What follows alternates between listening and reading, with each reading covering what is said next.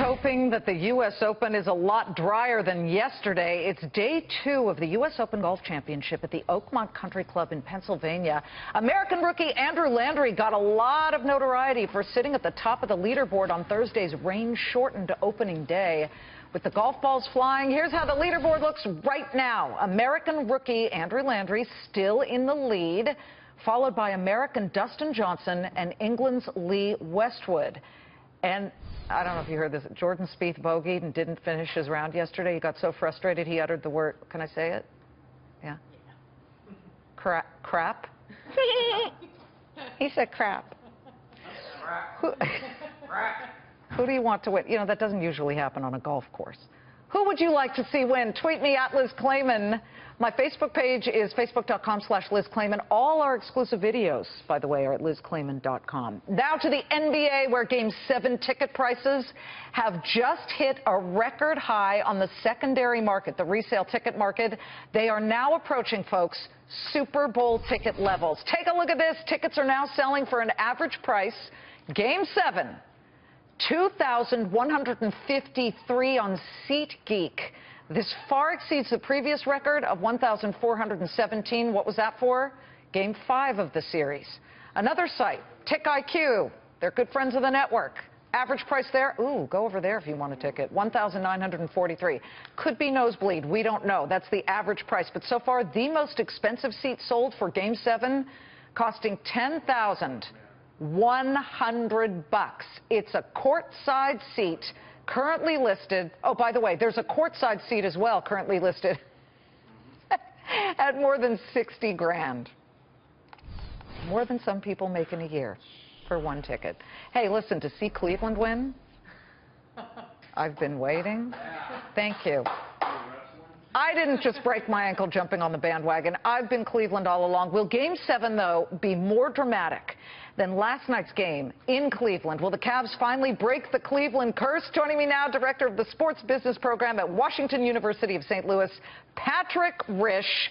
Wow, were you surprised by some of the calls yesterday during the game?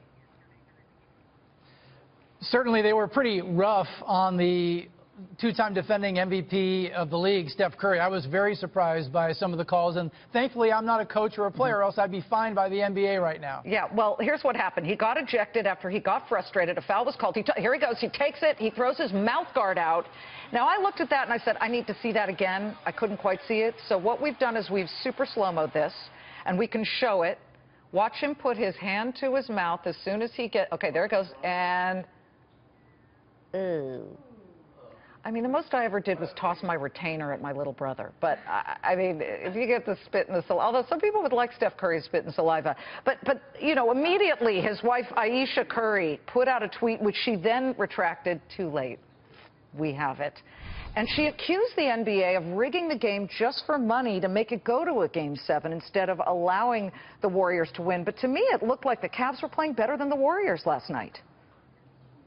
No question, Liz. You know, again, it's been a great series, very interesting series. I didn't think it was going to return to Cleveland. I thought that the Warriors were going to close it out in 5 games when they beat the Cavaliers in Game 4. But give credit to the Cavs. Obviously, the suspension of Draymond Green in Game 5 made a big difference. And last night, the Cavaliers, like they did in Game 3, really brought the tremendous energy. It's going to be a great Sunday night in Oakland. Yeah, in Oakland. But you don't often get to say that. It's okay. I went to Berkeley. I can say not a lot of great Sunday nights, at least back when I was there.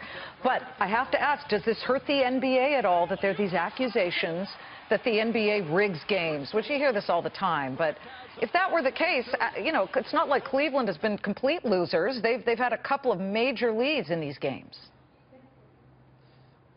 There's no concern. As far as I'm concerned, Liz, I mean, as you mentioned, there's been talk of this for years.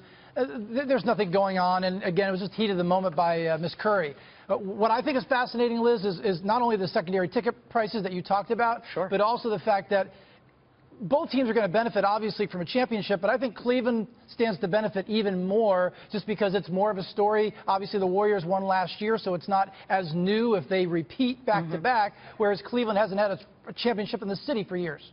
Well, you know, we've been trying to fight the curse of Rocky Colavito over at the Indian side, so I've endured a lot of this.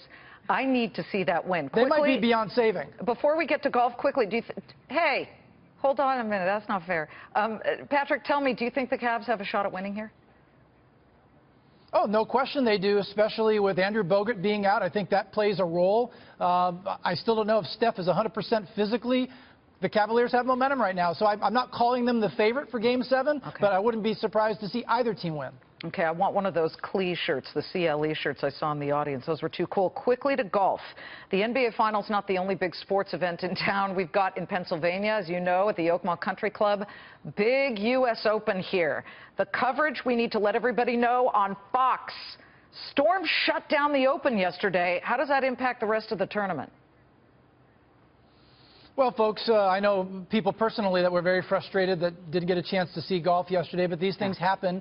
When you talk about major golf championships, what's very interesting is, you have a lot of people coming in from out of town. Not the same economic impact for the community, for the greater Pittsburgh area, as you'd see for a Super Bowl or a Final Four, but it brings a nice increase in occupancies and the like. And Andrew Landry is the rookie. He's currently at the top of the leaderboard. Yeah. This kid is ranked, 624th in the world, and he's at the top of the leaderboard. It's those kinds of things where you have the underdog or the rookies, Cleveland Cavaliers, that can really get viewership, correct?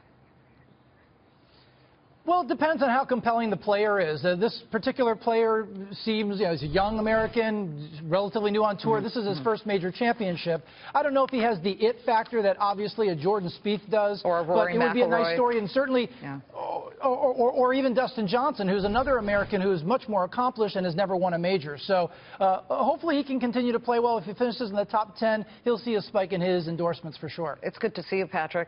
Patrick Rishe knows so much about sports that he has to teach it. I love it. Washington University of